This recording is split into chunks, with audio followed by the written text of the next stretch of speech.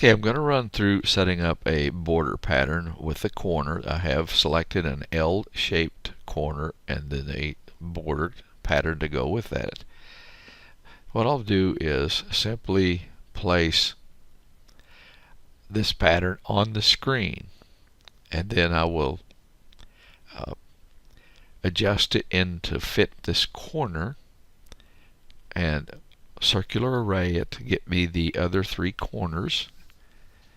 And I'll place this corner, then I'll have two bottom patterns that I won't worry about at this time until I get down towards the end of the quilt.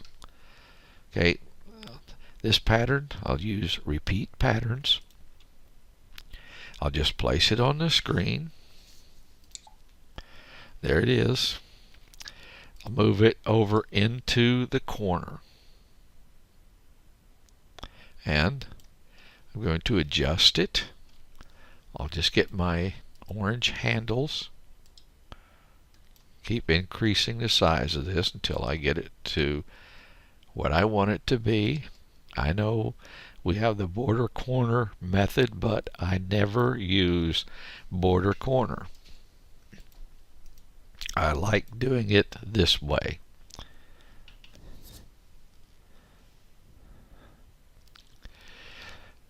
Okay, now that this is adjusted, I am just simply going to do a circular array and make 3 copies of this. Right click, circular array, it'll make 3 copies at 90 degrees. I'll place the array. Now what I need to do is click a point on the screen, and it doesn't matter where I click. I'm just going to click right here. See, there's my 3 patterns.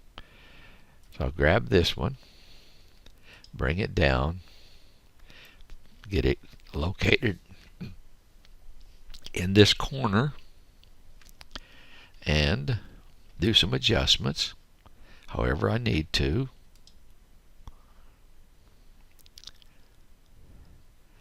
And that's going to fit the way I want it to. Check my other corner, see how it looks. Okay, that looks like the way I want it to look. Now, I have these other 2 corners, but I don't care about those. Just going to move them down somewhere out of the way, toggle them as sewn. I'll worry about those when I get to the end of the quilt.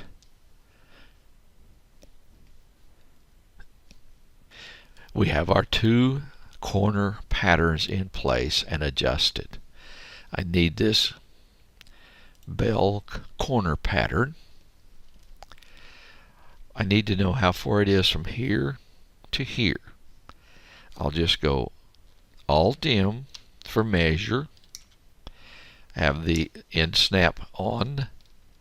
I'll snap it to there, snap it to this end, and it gives me 69.77. I'll escape out of that. I have this pattern selected, and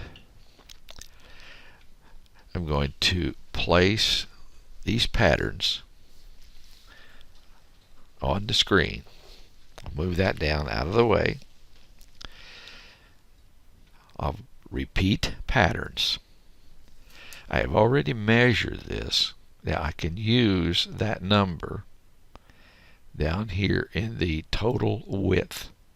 Just find your total width. I'm in repeat patterns now. Right click, and it gives me a width of this 69.77. Click on that, place the patterns, and all I need to do is select them and move them in place. An easy way to do this as far as moving them in place is get your end anchors. End snap is on. So if I take this and put it there, take this end, move it right up there, and here we have the pattern. I think, though, I'm going to need to increase the size of this somewhat. So maybe I should have set the height of it previously. So I'm going to go back. When I do something like this, I don't just stop or just go on. I stop and I correct what I'm doing. So look at our deal. We have 1, 2, 3, 4 blocks here. So if I change the size of this to 4 inches, okay, that changes the width. So that would change the entire structure of this pattern. It would change how many repeats can go in here.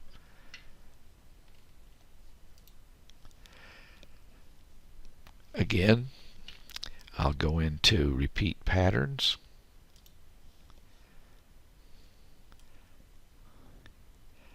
Total width. I still have this measurement in there. It's in memory. Now I'll click OK. It'll put it on the screen.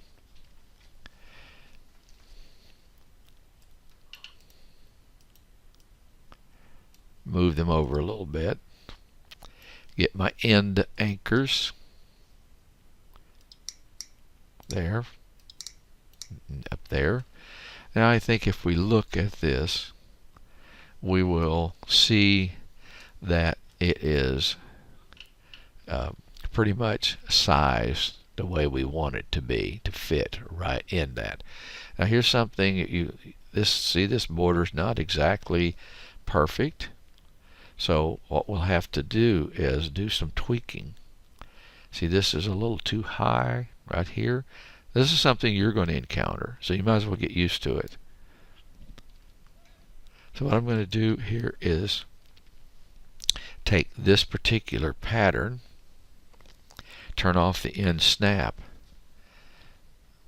and get my end anchor.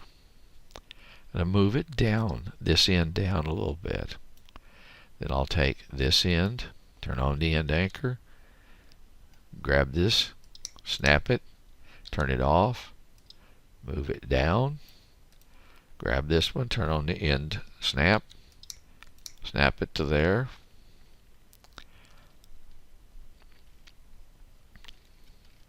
I need to move this one. I show you this was an imperfect border because you're going to encounter imperfect borders.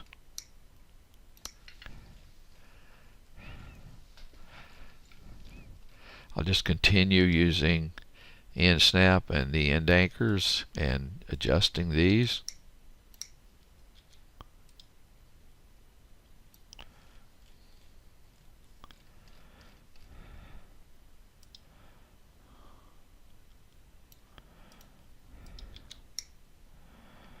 Okay, now that's pretty good. Now here's one thing I don't do is when I stitch this, and I could stitch all of this, I do not stitch this completely all the way across. And I'll tell you why I don't do that. You are going to encounter some shrinkage. So I want to set the sewing order though. It says it's going to start here, so I'm going to select this and right click, do an order join. Okay, says it's done it. Starts over here, ends over here. Now it probably is going to say, okay, got some stuff down here. I'm going to toggle these as sewn. Now what does it say? Starts here, next is there, ends there. But I do not want to stitch all of this. So what I will do is toggle this and this as sewn. That will stitch to here. And after I do that, I'm going to redraw this part of this boundary and adjust these two patterns to stay within the boundary without stitching outside the boundary. Now that's how I set that up. That's how I would quilt that. Okay, you say what about the side borders? Well, how do you figure out what to do with that? I know that this is going to be on the lower 4 inches. It's about 4.5, and so the same thing is going to be at the bottom. So that would be I would 8 or 9 inches. So what I would do would be subtract that from the total length of the quilt. Not only that, if you'll look at this carefully, you can see that right straight across this line right here, this is going to be subtracted twice for the patterns to go in between. So how many inches do I have? I'm just going to quickly look at it. Looks like 1, 2, 3, 4, 5, 6, 7, 8, 9, 10, 11 inches. So I'm going to have 11 inches at the top and 11 inches at the bottom to subtract from this side border. Okay, it's a simple process of taking my quilt length, which is 106, and subtracting 22 inches from it. If I really wanted to know, I could go ahead and measure this, how much to subtract here. I could just measure from, I'll go Alt-M. I want to turn off my end snap. And I'm just going to measure from up here down to the end of that. And you see it's not 1095, so 11. So I'll subtract 22 from 106. I'm going to get my calculator.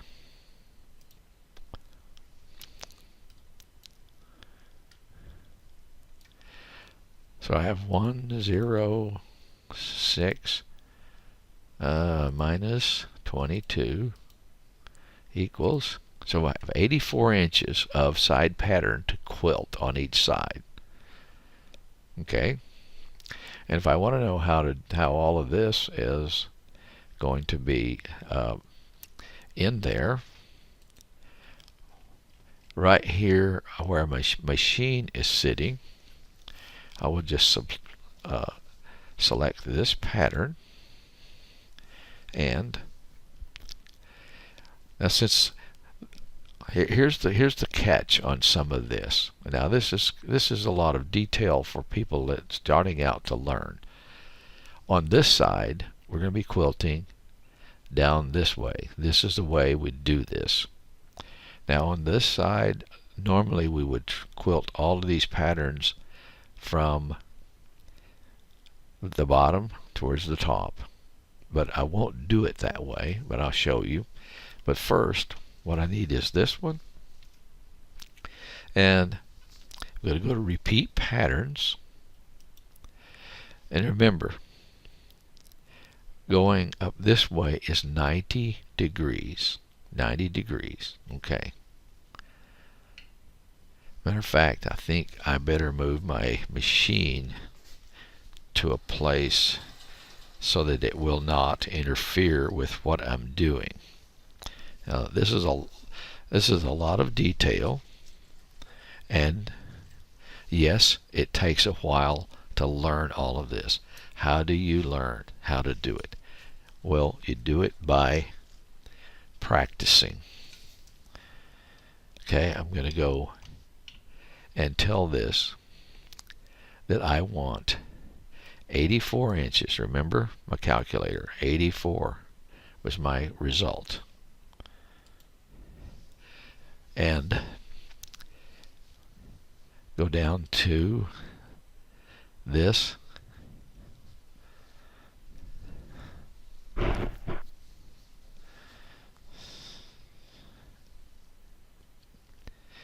I have the patterns then for the left side over here all set up and arranged. But in order to see the rest of what I do, you need to go to my videos on Vimeo and just look at how I do side border chunking, and that will give you an idea how I finish this. I'm going to put the patterns for this, for the right side. Okay, I have the border pattern selected. Go to repeat patterns, and again in here I'm going to put in, see the total on this, I want it to be like I'm going to put this all the way across the quilt, but I'm going to tell it to go down. So I want 84.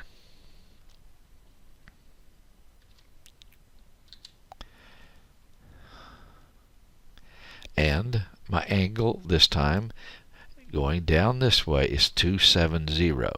Okay. So I'll put in the angle 270. And when I put OK, it should put them in there in a vertical line like this. I'll select all of them. Simply going to move them out of the way. Move them over here and have them ready to go. I'll need to toggle them as sewn. And as I quilt and roll, I will move them in place and sew them. And I'll do that all the way down. Now remember, I'm all set up. If I was going to stitch this, which I am not, I would just hit quilt and it would start here and stitch all the way over to this side. Then I would redraw this part of this boundary. I'd delete this boundary and redraw this part. And I would make sure that these lined up and stayed within this boundary correctly, because I know it will change some because of shrinkage. So that's how I set this up. For the rest of the instructions, just go to the videos I have on doing borders and doing chunking, and it will explain to you how I would stitch these side borders and how I would stitch this bottom border. I don't know if this will help, but maybe it will.